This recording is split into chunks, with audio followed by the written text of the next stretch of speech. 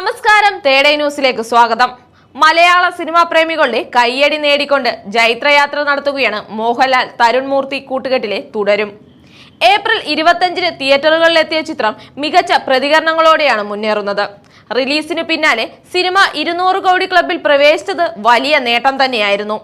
ഒരു മാസം പിന്നിട്ടിട്ടും തിയേറ്ററുകളിൽ പ്രവേശനം തുടരും ഇപ്പോൾ കേരള ബോക്സ് ഓഫീസിൽ പുതിയ റെക്കോർഡുകൾ സ്വന്തമാക്കിയിരിക്കുകയാണ്. കേരളത്തിൽ നിന്ന് ആദ്യമായാണ് ഒരു ചിത്രം 50 കോടി ഷെയർ നേടുന്നത്. നിരവധി സിനിമകൾ തിയേറ്ററുകളിൽ ഇതിനോടകം തന്നെ വന്നുപോയിട്ടുണ്ടെങ്കിലും തുടരും സിനിമയുടെ സ്വീകാര്യത ഒട്ടും കുറഞ്ഞിട്ടില്ല.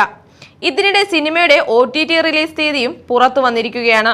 ഈ മാസം 30 മുതലാണ് തുടരും ജിയോ ഹോട്ട്സ്റ്റാറിലൂടെ സ്ട്രീമിംഗ് ആരംഭിക്കുന്നത്. മലയാളത്തിന് പുറമെ തമിഴ്, തെലുങ്ക്, കന്നഡ, ഹിന്ദി ഭാഷകളിലും സിനിമ ലഭ്യമാകും.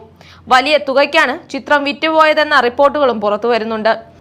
ഏപ്രിൽ 25-ന് തിയേറ്ററുകളിലെത്തിയ തുടരും ആഗോളതലത്തിൽ 230 കോടിയിലധികം രൂപയാണ് നേടിയിട്ടുള്ളത്.